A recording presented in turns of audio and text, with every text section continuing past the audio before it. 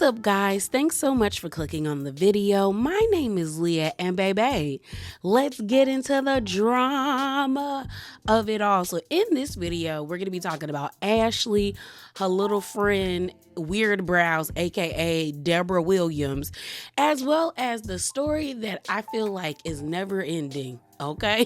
Porsha and Simon. So let's get into it. So let's talk about Ashley. Your girl is stressed. Y'all, Ashley Darby is stressed right now. I think she did not calculate how this would go down with the fans because she getting it from all sides right about now.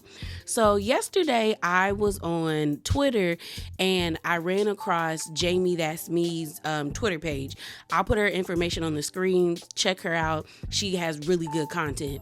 And so she had reposted these two videos of Ashley answering people's questions about what transpired that night based off of like her recollection, the fight that happened between Deborah and Kiarna and Candace. So I'm going to play those two clips for you guys, and then we're going to discuss. I've said and repeatedly say, I don't condone fighting. I just don't do it. Like, we talk, we yell, we say things with our words.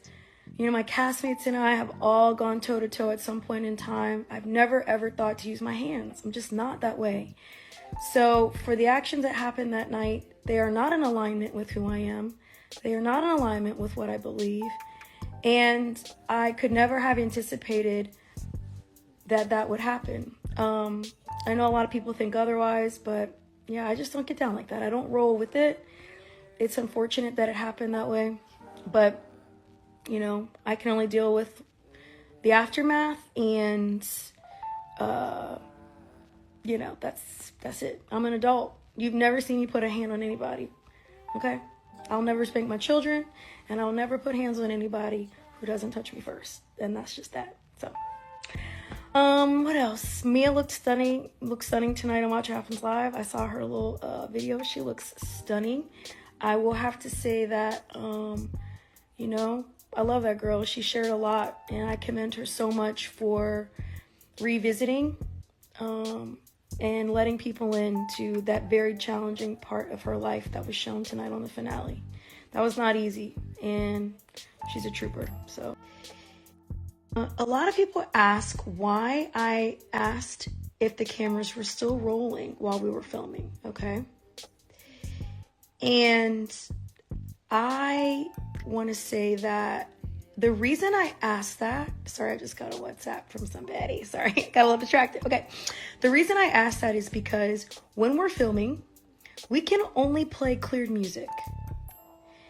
And our event, which first of all, major shout out to Zebby's Garden and Mayflower, which is a club in DC. They really hooked us up.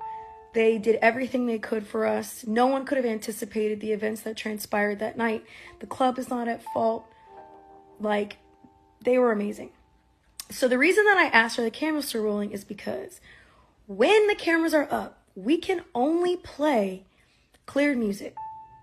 And I want to give props to Bravo and Truly Original, our production company, because the music has gotten a lot better, okay? It used to be karaoke beats. Now we got some bops, okay? But still, people were like, hey, like, are we going to get some different music? Because our event went a little longer than anticipated. So we were like, okay, y'all. So I'm asking, can I tell the DJ to start playing some Drop It Like It's Hot music? That's what I wanted. Everybody wanted to clap some cheeks, you know? Which, oh gosh, let me take that back. That's not what I meant to say. But you know, everybody wanted to dance, okay? So that's why I asked that. That's clear music is music that has been approved by Bravo and Truly Original. So that's it. That's the only reason I asked that. That's actually not a spoiler. It's not brought up at the reunion, so I can address that now. But that is the reason that I asked, are the cameras still rolling? Because we wanted to play some different music. All right, y'all. So here's my thoughts about this situation, about the two videos we just watched. I find it very I'm surprised. I'm surprised that Ashley is doing all of this explaining. She had that TikTok that she did, and I'm not gonna play it, but I'll read the screenshot I got where Ashley says, fighting with my words and never with my hands for 8 years for people to say I set up a fight. Like, I don't ever remember Ashley doing all of this explaining. And I've been watching this show since season 1. Like, I've seen her argue online with fans and with her castmates, but I've never seen her really like sit here and try to break down a scene and explain why, like, her actions in that scene. The only other time I've seen Ashley actually come out and like advocate for herself was when the colorism conversation was really high online. And I think it was either during season 7 or on the off season of season 6, where she was like, I've never argued or fought with a girl based off of the color of her skin. It's always been based off of like her actions towards me or how she made me feel. So for Ashley to be doing all of this, it's just interesting to me because it's like two things are happening. One, I don't think Ashley is dealing well with everybody flaming her up on the internet. And two, I think her conscience is eating away at her. So the flaming on the internet, when I tell you it is it's a large majority of fans, even people that don't like Candace, are like, yeah, Ashley set Candace up. Ashley brought her friend to cause an argument. Ashley did this, Ashley did that. And I feel like Ashley is really bothered by that because now her character is being called into question. But like they say, birds of a feather flock together. Like, sis, you brought that lady around that you knew had issues with your cast members. And now, like they told you, like Karen told you, trust has been broken, girl. You brought that demon into the circle of friendship. That's your fault, lady. And the other part is her conscience. I think Ashley's conscience is eating away at her because I definitely think Ashley brought Deborah to have a moment. Like, I think if Ashley keeps saying like, Deborah's my friend in the season finale episode, then you know for a fact your friend was on the internet last season throwing shots at Candace and talking about when she see her, it's, always making comments about her, especially when she talked about her on Watch What Happens Live. She did that video with the whole Cookie Monster thing and all that stuff. So you know your friend is desperate for attention and had an issue with Candace. So do I believe Ashley brought her there to cause a physical altercation? No, but I think Ashley didn't realize how much of a liability her friend it was, and now she looked crazy, and now she trying to clean it up and like sidestep responsibility for it. Because, girl, I analyzed it. Like, I think sometimes I be watching too much TV and too many like videos that like when I'm looking at the clips of the live, I was like, one, why did you need to talk about not beating your kids? I feel like you are virtue signaling to the mothers, because that has been Ashley's saving grace on this show, is everyone acting like because she popped out 2 kids that like, oh my gosh, she's evolved, she's changed. She hasn't changed. Ashley has been the same person she was since season 1. Them kids just kept her away from, like, shielded her from a lot of people's insults and like digs, kind of the way that sometimes Giselle's daughters shield her, where we are like, the only time we think Giselle is being human is when she around her kids. That's how y'all did Ashley. But I've always known Ashley was a gutter snipe since season 1. Okay?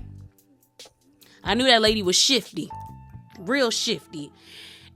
And then when she brought up Mia, I said, you're only bringing up Mia is because majority of the fandom, of the Potomac fandom, and even the Housewife fandom is going up for Mia and her shenanigans, having her boyfriend and her husband at the reunion, or like, that whole situation that's over there that's full of lies, okay? Full of lies over there. And I think she said that on purpose because she wanted people to know, like, okay, I'm cool with Mia. Like, she's one of the fan faves right now. Like, that's Mia and me. I feel like she did that on purpose. And then on the second video where she talks about like the music, I was like, I feel like that's true, but I also feel like, girl, that does not explain, like, you didn't, the part of the live that I needed Ashley to explain is why she lied. Because that to me is what I find the most deplorable about her actions. She's acting like she don't know why the situation went left. And I can give Ashley like a pinch, like a grain of salt size bit of grace, in the sense of like, she doesn't know why the fight between Kiarna and Deborah started. Because when Candace picked up the bottle, Ashley's whole attention was on Candace, not on her friend whacking Kiarna in the face with that cup. But then again, I don't know if I want to give you that, because if what Rendy is saying true, that she saw you and Deborah have a conversation and Deborah was real amp and something, like, it's given that you knew that girl was coming over to that table to start some stuff, to start some mess. And instead of you being an adult and understanding that low key, this might put my job in jeopardy. Because if I was the rest of the ladies, which I know they're not, but if I was them, I would be like, I don't really feel safe around Ashley, especially when she brings people around that she knows for a fact have issues with people on the cast and who are capable of doing that type of stuff. So let's talk about Miss Weird Eyebrows Ladies herself, Miss Deborah. So when I went on Instagram to see if Ashley reposted her live on her Instagram, I was like, girl, I wonder what Deborah has posted. Has she said anything? So I slid over to Deborah's account. Girl, I know she locked up them comments. Like, if you go on her page, like, there's only like 3 or 4 comments on most of her page. And I was just like, and I know she has that filter on because she did that last season when everybody was flaming her up, where she was like, she only allows positive comments to come up on her page, which, I mean, it's your page. You're allowed to curate it to the way you want it. But it's just like, you embarrassed yourself 2 seasons in a row and you didn't even get paid for it. All you got was embarrassment and hurt feelings, because she ends up posting this clip where I'm gonna play it for you guys and then we're gonna talk about it.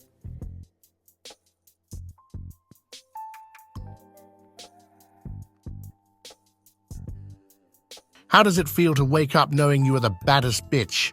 Your anxiety might be a 10, but so the fuck are you. So tuck in the crazy, grab that caffeine, and tackle this day with the same unhinged confidence as Britney Spears dancing with knives. So when I saw this on her Instagram, or her Insta story, all I could do was roll my eyes, because if she is saying she is dealing with anxiety based off of what is happening around Potomac, I'm like, this is your fault. And as someone who does deal with anxiety and things of that nature, I know it's an uncomfortable feeling. I know how it makes you want to jump out of your skin, and I know how uncomfortable it is. But you brought this on yourself, Deborah, if this post is actually pertaining to the energy or the vibe that people are giving you based off of what was on Potomac. Because if we're being all the way 100, you've done this to yourself twice. Like I said, all you've gotten from this show is hurt feelings and embarrassment and no money and people making fun of your appearance. And there is a microscopic piece of me that feels bad for her, because it's like, you probably never thought that everybody would be like, ooh, you're facially challenged. Because if you look at her page, she's always doing these videos, like, you know, it's not thirst trappy, but it's very much like, look at the beauty, like, look at my beauty type of post. And it's just kind of like, I think she might be doing that to like give herself some confidence, because everybody's been calling that lady and even me, and I don't take back what I said. I meant what I said when I said she looked like a 1995 reject from Pixar. I meant what I said, because when your spirit is nasty, you look nasty. And Deborah's spirit is nasty, because for you to, and it's immature, for you to verbally be like, I just threw it in her hair, like that was okay. And then to think it was okay to whack Kiarna in the face because she was stopping you from pouring a drink on her friend because you were way out of line. You need therapy, ma'am. You need to legit sit down and determine and figure out why you crave attention so badly and want to be the moment so badly that you put yourself in such a situation and you made yourself look bad 2 seasons in a row. I mean, anxiety will have you sitting here contemplating like your life choices. So I hope that's what you doing. I definitely hope that's what you doing. But let's move on to Porsha and Simon. All right, y'all. So this ain't nothing but mess. This ain't nothing but mess and shenanery and shenanigans, girl. This ain't nothing but what it is, because my goodness. Okay.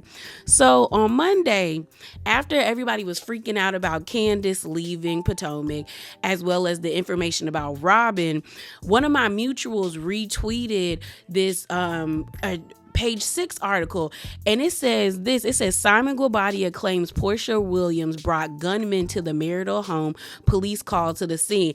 I said, girl, what? What? Like, I said, a gun? I said, what we doing? What we doing with weapons like that now? I said, has it gotten that bad over there? So let me read it for you guys. And y'all already know the link to the article will be in the description box below. So it says, Simon Guobadia fired back at his estranged wife, Porsha Williams' divorce filing, claiming in a new court documents that the Real Housewives of Atlanta star brought an armed gunman to their marital home. In the documents obtained by Page 6 Monday, Guobadia alleges the reality star abandoned their house at one point, only to return with a man visibly bearing a gun for reasons unknown to Guobadia. The entrepreneur claims that Williams brought the man on 2 occasions. Guobadia alleges that during the instance, which took place on March the 21st, he had called the police to maintain the peace. He also claims that Williams, 42, had a third party to call and harass Guobadia and others in efforts to force them out.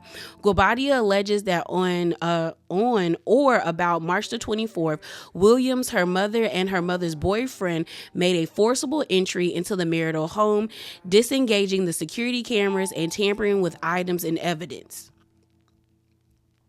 Since the filing of the instant divorce, wife's actions have been erratic, unstable, threatening, and harassing to the house staff and minor children, document states.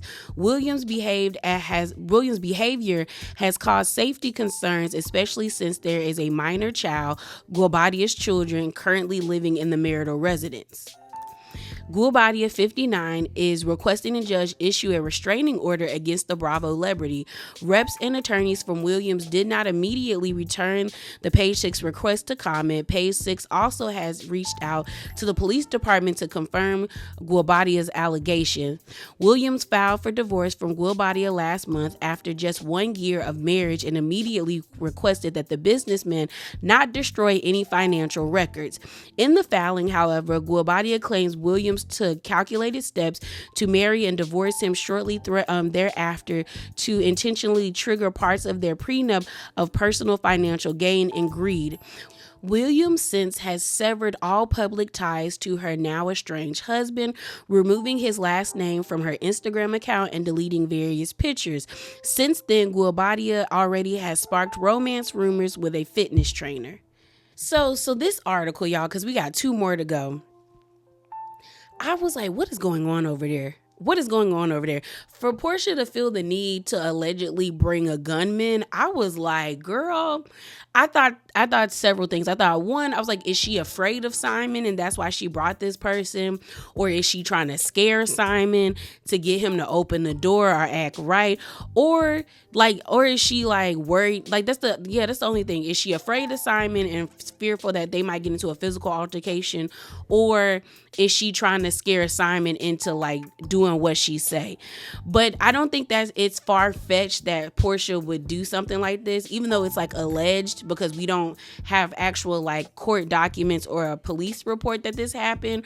But we've seen Porsha assault people multiple times. And the last time I saw Porsha on TV with that man, they was fighting in Mexico, and her and her family was jumping Dennis, all because Dennis was trying to protect his mom from Porsha lunging at him. She was throwing plates and everything at that man. So I definitely believe that she would bring somebody around that got that weight on them just in case.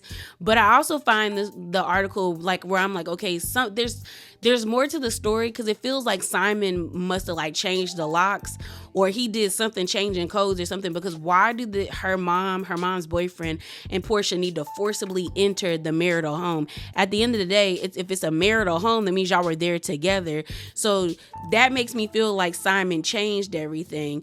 But then again, we don't know if Simon's telling the truth, because he is a scammer and he be lying.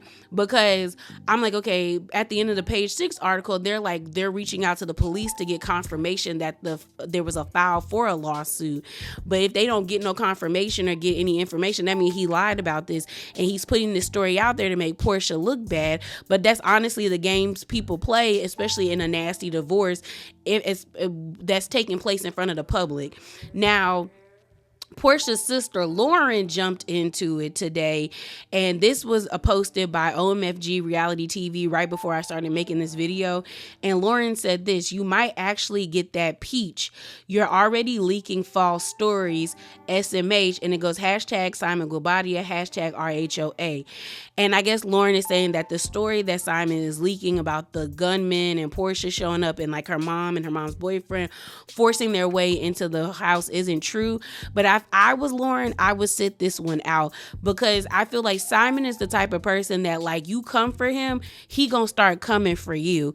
And you have to allow your sister to take this L, because this is nothing but her fault.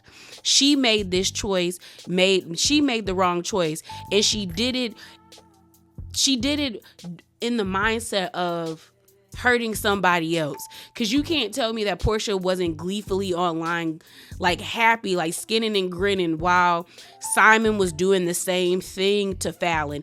And I'm not a fan of Fallon, but I do think the way in which Simon behaved online while they were getting their divorce was like, it was wrong. It was disgusting. So it's like, you stood by that man while he was doing that to another person. Let your sister take the lashings that she's getting right now, because he's definitely making a clown and a fool out of her. So let's move on to the next article. The next article is from Radar Online, and it says this: retaliation. Porsha Williams accuses Simon Guobadia of changing locks on their home, allegedly fleeing to Dubai after divorce.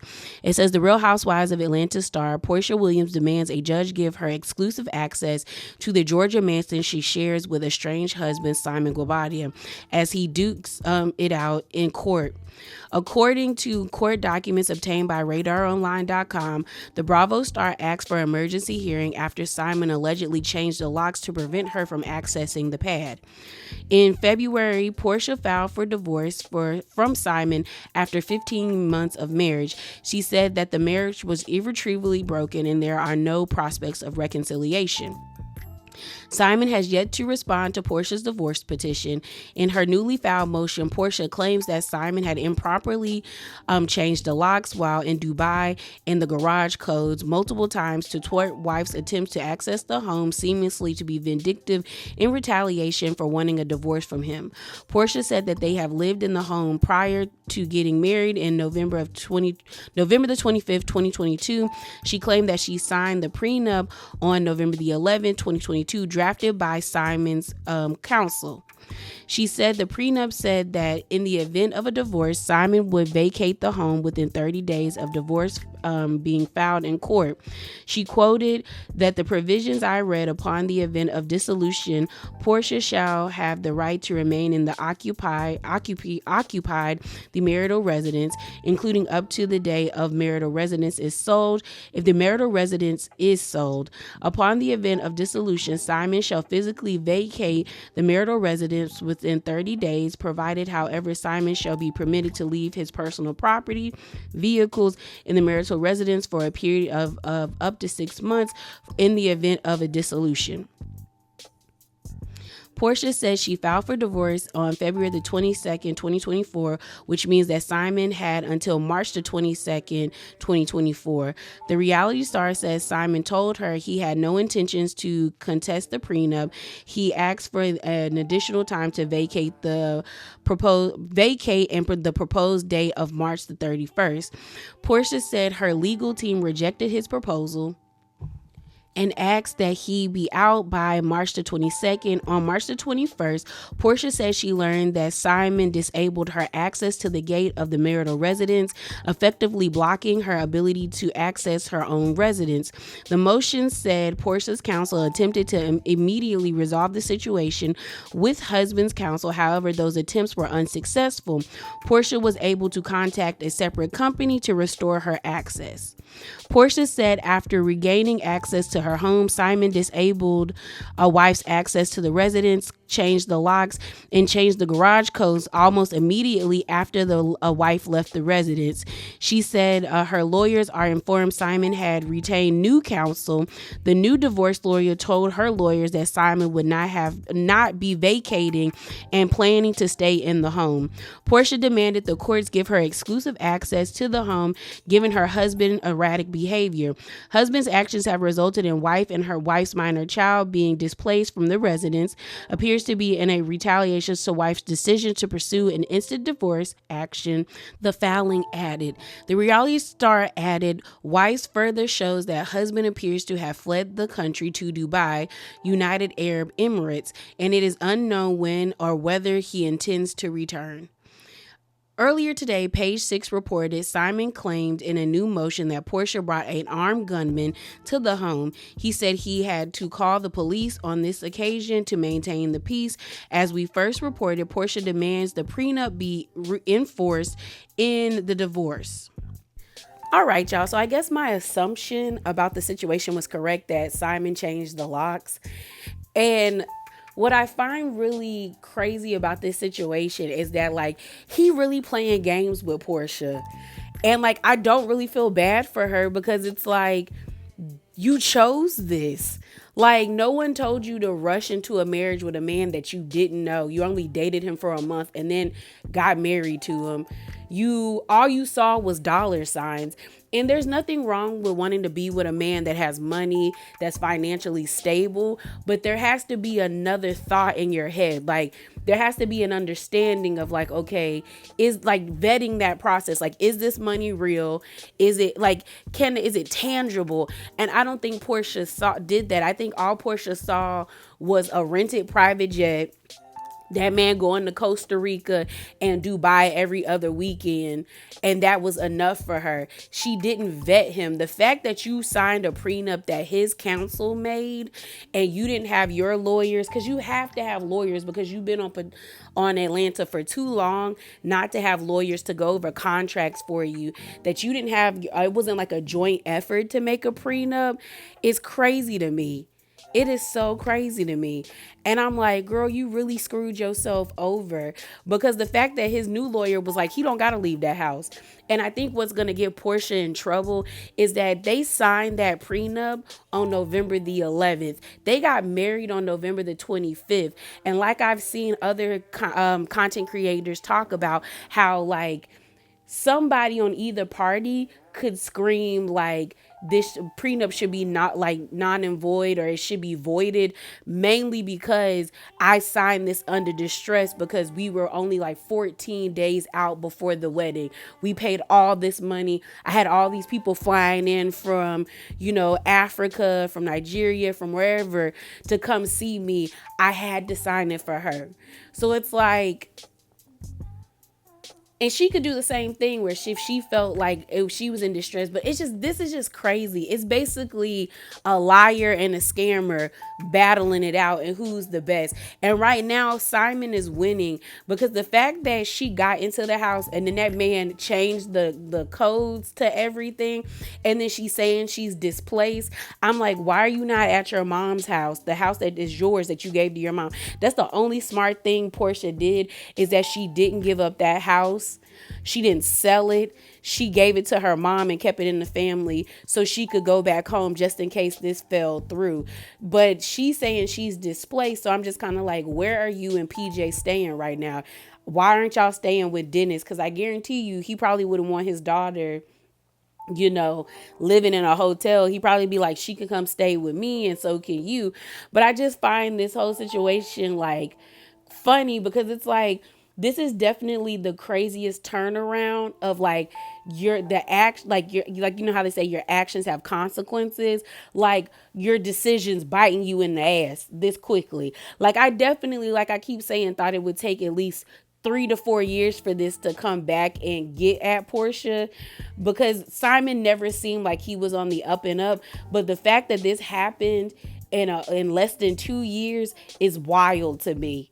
And it seems like it's gonna keep getting worse. And Porsha wasn't lying. And Simon is petty. Simon, when I tell you Simon is so petty. So I went to his Instagram because I was like, is he really in Dubai? He in Dubai smoking them raggedy cigars like he always does. Like his so far, he all his posts is him in Dubai. He had one post where he's like flee to Dubai. Then in his Insta story, he has Habibi flee to Dubai, and then it's like he legit is in Dubai. Like they're looking at, I guess, a new it looks kind of like, I guess, a new apartment complex or a hotel that's being built in Dubai currently. But Simon legit is in Dubai laughing in Porsha's face. I really think she met her match. So let's read the final article. So this article is coming from the Jasmine brand. It says Simon Guobadia threatens to have Porsha Williams sanctioned should she delete text messages with another man amid divorce. It says, looks like Simon Guobadia isn't backing down from his divorce settlement case. It says court documents obtained by Radar Online reportedly revealed that Simon Guobadia demanded that Porsha Williams not get rid of any of her phone and text messages related to her divorce case. The entrepreneur specifically wrote that the RHOA star should keep all her communications with a man named Calvin Awasui. Girl, y'all know me and last names.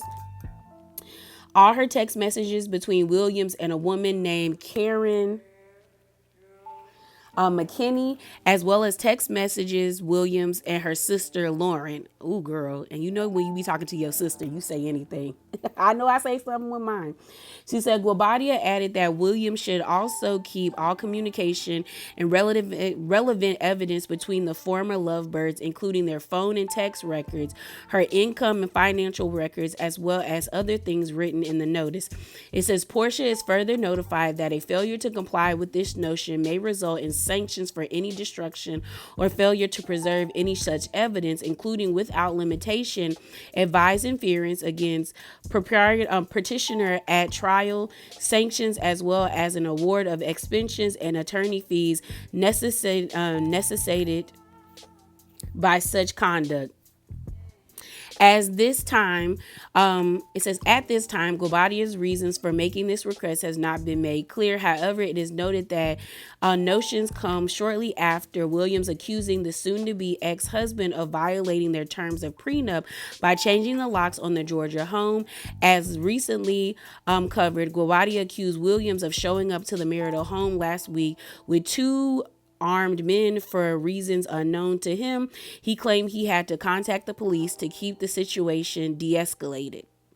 It says afterwards, Williams claimed in her court documents filing that Guobadia changed the locks on their home, preventing access and fleeing to Dubai so he couldn't be confronted. The TV star arranged for Guobadia's vindictive actions directly went against their terms of the prenup, which states that in the event of the divorce, Guobadia would leave the marital home within 30 days of the filing on March the 22nd. So I guess the rest of the article is just them rehashing what we've already read. So here are my final thoughts about what I've just read. Again, I feel like Porsha met her match. Like, Simon is an old scammer. He been scamming since 1985. I don't know when Porsha was born. Like, I mean, I don't think she was born in the 70s. She had to be born in the 80s, right?